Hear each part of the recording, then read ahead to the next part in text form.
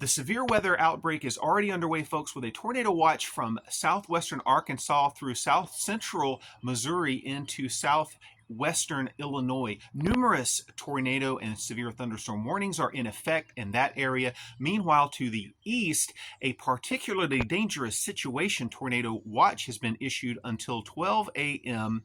Central Time for baseball-size hail, widespread destructive winds in excess of 70, maybe even 80 miles per hour, and numerous long-tracking, intense to violent tornadoes are possible from southeastern Arkansas, northern Mississippi, western Kentucky, western Tennessee, southeastern Missouri, and the southern tips of Illinois and Indiana. If you know people in these areas, get the word out. Tell them to stay weather aware. You need to have an action plan ready in case a weather alert strikes your area. It's a very dangerous situation. Severe thunderstorms are already developing. They're rapidly turning severe supercells with rotating updrafts, creating potential for long tracking tornadoes.